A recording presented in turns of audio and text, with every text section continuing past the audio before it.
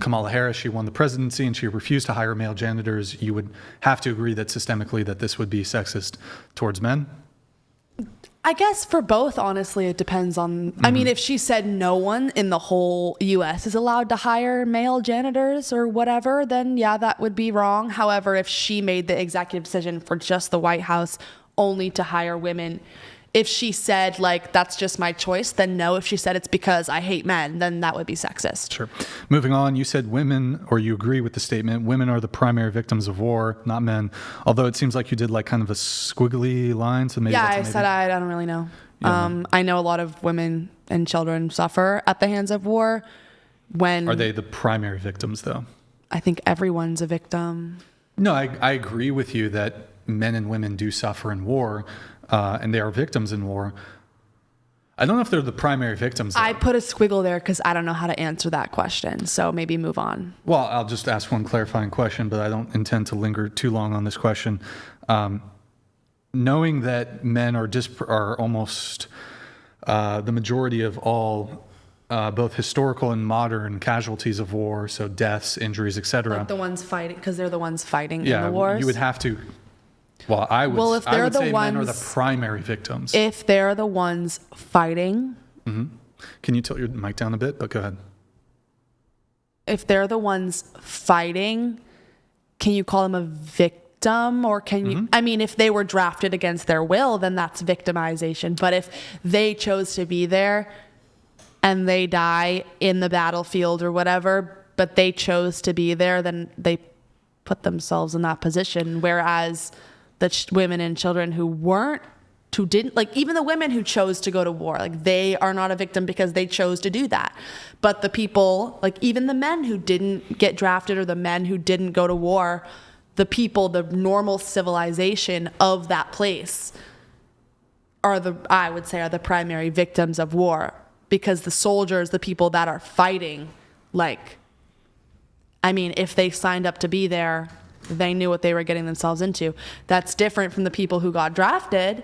They can still be considered victims. However, you can think differently. That's just my opinion. I would agree. So here's where I would agree. I would say that if you're volunteering to be a soldier, you are assuming some level of risk, right? Yeah. There's an assumption of risk. However, if you ultimately end up suffering and dying in said war, which you are voluntarily taking on said risk, I still think you're a victim. But that you'd also have to consider that oftentimes in war, there are men who are forced through conscription. That's what I just said. So like those people are still victims. But those people who are conscripted are exclusively men.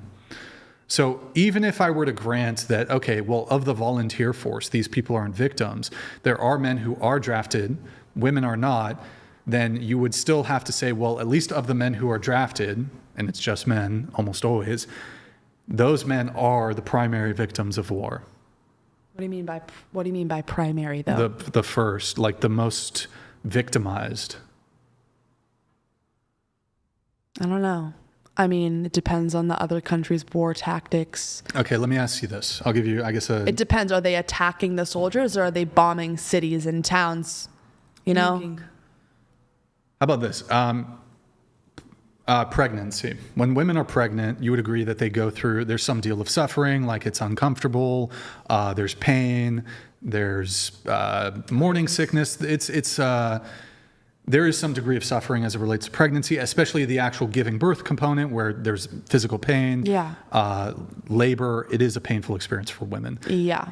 You would agree that as it relates to the suffering that women experience during pregnancy and giving birth, they are the primary sufferers of that pain, right? Like, for example, if I'm with my wife and she's giving birth and she's holding my hand and she squeezes it really hard while she's, pushing out the baby, that hurt my hand really bad. But I would never say that, well, even though I also felt pain when she was giving birth, I would never argue that I'm the primary, victim isn't. I was about to say, I don't primary sufferer. I wouldn't categorize it as victimhood, but the degree of suffering, I would never say that I'm suffering more. And it's also, man, it's hard to see your wife, in physical pain.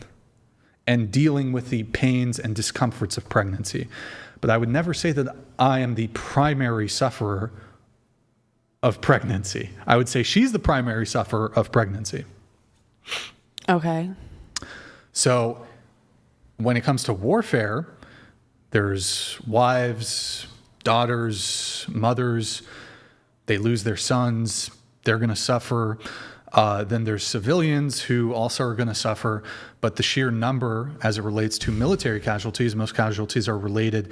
There are civilian deaths often in conflict, but the majority of casualties relate to the soldiers, which are predominantly men. If that war that you're referencing, if a war specifically only causes mass casualties to the soldiers and not to the people who live in that country, then yeah, men are the victims in that situation. Primary victims.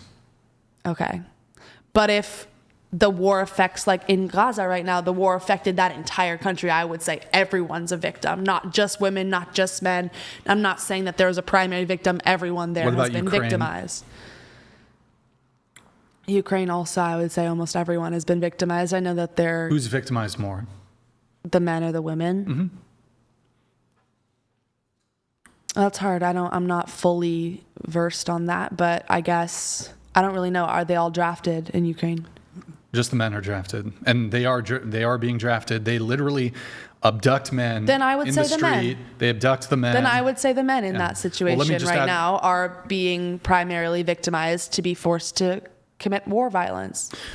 Final thing on this, then we're moving on to the next topic. And I would just point out, at least as it relates to Ukraine, so all the men, and there was a law that was passed between the ages of 18 and 65.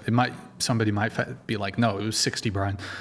Between the ages of 18 to 60 or 65, by law, martial law, were forced to remain in the country. Women, on the other hand, could flee. So, that is wrong. I think that's wrong. Okay. But it is the case that oftentimes in war, women are able to escape. They're able to flee the country. In Ukraine's case, men are dying in trenches, getting PTSD, dying by the thousands, tens of thousands. And women, there's a lot of Ukrainian women who are clubbing in Stockholm. They're clubbing in the UK. They're clubbing in Spain. They're clubbing in France. They're clubbing in Poland. They're in Miami. We had a Ukrainian woman on the show a while ago. She escaped the war. She left, and she's fucking dudes in the club in Miami. Okay, if we're talking about the Ukrainian war, men are the primary victims. Yeah, there you go. It's just interesting. We were talking about privilege earlier. We were talking about privilege earlier. It's just interesting. Like there's all these conversations of historical men were more privileged. Blah blah blah. I don't know. The only issue with that argument, I understand that it's so horrible that men have to be drafted like that.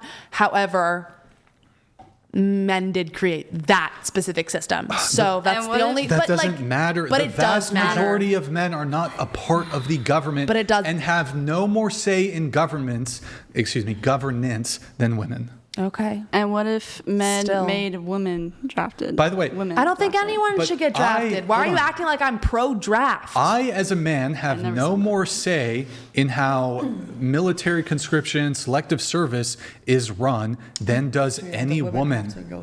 I have no. Women are the majority of voters. Okay. So I could just say women continue to uphold the status quo because women are the majority of voters in this country. I did just say it, and it's true. It's true. There are more women who vote than men. So talk to the men. Tell them to vote. Okay.